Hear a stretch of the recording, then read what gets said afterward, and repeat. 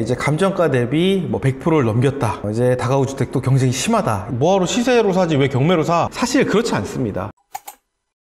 안녕하세요, 건물주님. 네, 안녕하세요. 저희 수강생분들 중에 다가구 경매에서 감정가 105%의 낙찰 받으신 분이 계시더라고요. 다가구에서 99%까지는 봤는데 100% 넘기는 거는 처음 보는 것 같아요. 그쵸. 이제는 다가구도 아파트처럼 이렇게 높이 있어야 되는 걸까요? 아시겠지만 요즘 경매가 지방으로도 많이 몰리기도 하고 100%를 다 넘겨야 되지 않을까 생각을 합니다. 오늘 영상은 여기서 마치는 걸로 하겠습니다. 저희 수강생분 중에서도 감정가 대비 99%의 또 낙찰 받으신 사례가 또 있었죠. 그 이후로 이제 99%를 뛰어넘는 감정가 대비 105%로 저희 수강생분께서 낙찰을 받으셨습니다. 참고로 저랑 상담을 한 상태에서 105%를 받으셨어요. 사실 저는 말씀을 드렸습니다. 여기서 더 낮추셔도 된다고. 근데 조금 더 안전하게 낙찰을 받고 싶다라고 하셔가지고 조금 더 쓰셔가지고 105%의 낙찰을 받으셨죠. 말씀드릴 때는 몇 퍼센트 정도로 말씀하셨어요? 100에서 조금만 넘기자. 100%는 넘겨야 되는데 그렇게 무리할 필요는 없을 것 같다. 사실 100%를 넘기는 사례는 거의 없어요.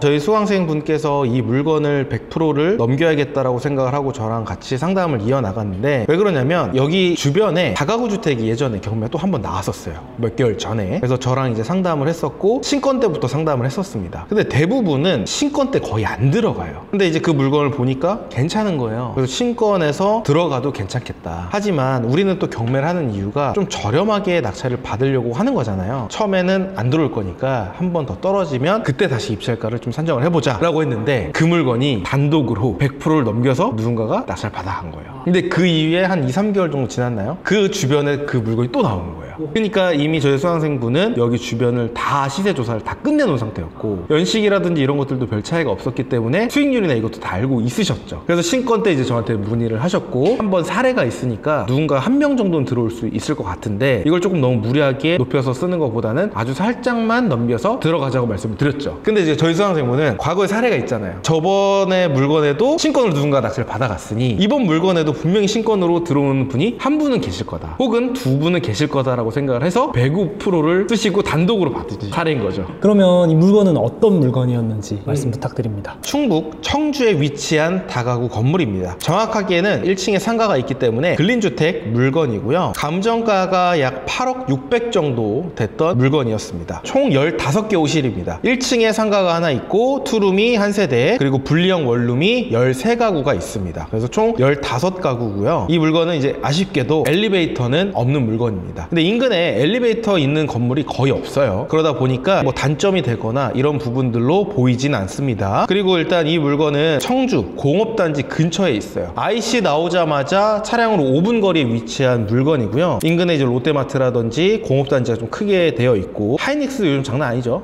주가도 그렇고 하이닉스가 지금 임대수요가 굉장히 많습니다. 일자리가 워낙 많다 보니까 이쪽에 원룸이 없어서 난리다. 그래서 전체적으로 월세 가격도 많이 올라간 물건이라고 보시면 될 것 같습니다. 그러면 어떻게 하다가 입찰가를 그렇게 쓰시게 되셨는지. 감정가는 시세가 아니기 때문에 감정가 100%를 넘겨서 받았다고 해도 뭐하러 시세로 사지 왜 경매로 사, 이런 게 아니라요. 일단 저희 수강생분께서는 정말 열심히 조사를 하셨습니다. 정말 부동산도 인근에 안 가신 곳도 없고 부동산에 가서 모든 인터뷰를 다 하셨고요. 원래 전에 하이닉스의 수요가 있기 전에 월세 가격이 어느 정도가 됐고, 하이닉스가 들어오고 나서부터 원룸이 없어지면서 월세가 어느 정도 받을 수 있는지, 그래서 이 두 가지 안을 같이 짜셨어요. 사실 이거는 제 강의 때 알려드렸거든요. 이런 부분들은 두 가지로 해가지고 수익 분석을 하셔야 된다. 그래서 일단은 부동산 7군데 갔다 오셨고, 낙찰 받기 전에 진행 중인 상태에서 내부를 전부 다 보셨습니다. 그래서 내부 상태도 다 잘 알고 계신 상태이기 때문에 부동산에 가서 월세를 어느 정도 받을 수 있는지, 그리고 이 수익률과 이 위치, 토지, 건물 면적으로 해서 매매가가 어느 정도 되는지까지도 확인을 하셨어요. 부동산에서 얘기를 했던 거는 시세가 무조건 9억 이상이다, 11억 이상까지도 간다고 이야기를 하셨습니다. 사실 11억 이상까지는 모르겠습니다. 하지만 한 10억에서 한 11억 정도는 되지 않을까 생각이 들고요. 우리가 보수적으로 한 10억 정도만 잡아도 지금 감정가가 8억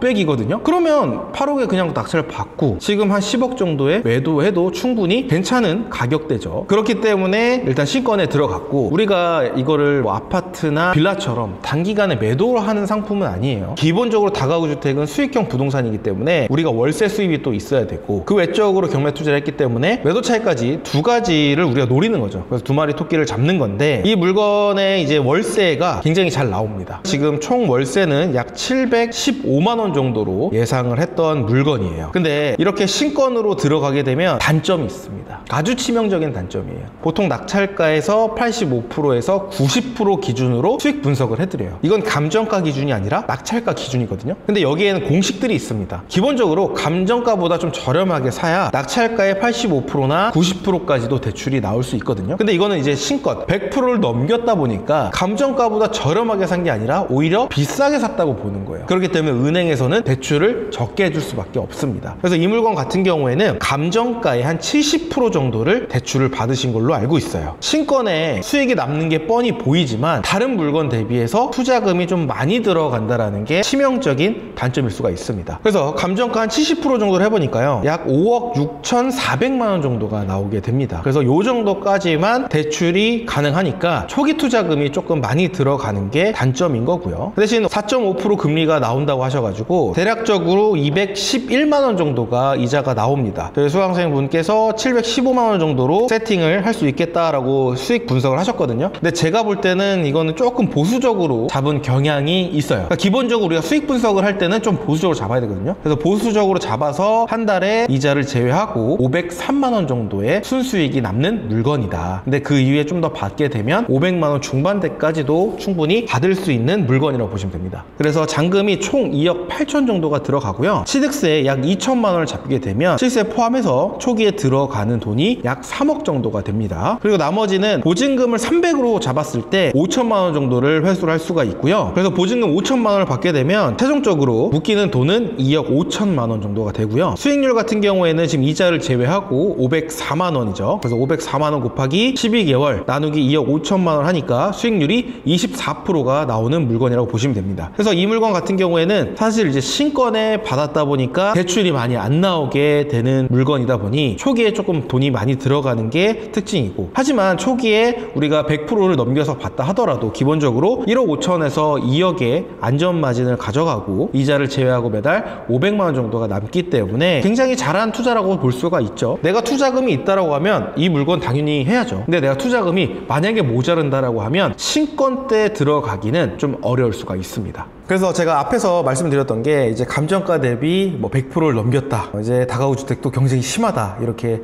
얘기를 드렸는데 사실 그렇지 않습니다. 아파트도 마찬가지고요, 빌라도 마찬가지고 오피스텔도 그렇고 100%를 넘기는 사례는 계속 발생을 합니다. 근데 다가구 주택이라고 해서 100%를 넘기지 않는 사례가 없다라는 건 말이 안 되는 거거든요. 감정가는 시세가 아닙니다. 하지만 여기서 제일 중요한 건 뭐냐, 이 신건 자체의 물건의 가치를 우리가 파악을 해야 되는데 주변의 실거래가라든지 수익률 계산하는 방법도 알아야 되고 월세 시세가 어떻게 되는지, 평당가가 어떻게 되는지를 우리가 다 알아야 됩니다. 부동산의 현장 임장도 가야 되고요. 그래서 이런 부분들 때문에 제가 지금 다가구 1:1 코칭반을 진행을 하는 거고, 혼자서 진행을 하다 보면 답답한 부분들도 있을 거고 이게 맞나? 궁금증이 생겼을 때 이 혼자서 끙끙 앓고 계시는 분들이 많습니다. 그래서 그때 누군가한테 질문을 해서 바로 답변을 또 받을 수 있고 내가 조사한 내역이 잘 했는지 이런 것들을 누군가가 체크를 해주는 사람이 있다라고 하면 다가구 건물 투자가 어렵지가 않거든요. 저도 다른 곳처럼 매달 5주마다 계속 모집을 하면 좋겠지만 그렇게 했을 경우에 저희 수강생분을 챙겨 드릴 수가 없어요. 그래서 이 질적인 문제나 케어에 대한 부분들 때문에 제가 내년에 일단 진행을 하려고 합니다. 그래서 다가구 라이브 세미나 때 궁금하신 부분들 질문 주시면 제가 다 라이브로 답변을 드릴 거고요. 그리고 라이브 세미나 중간에 다가구 1:1 코칭반 모집을 진행을 합니다. 근데 이 세미나 때만 제가 오픈을 해요. 저희는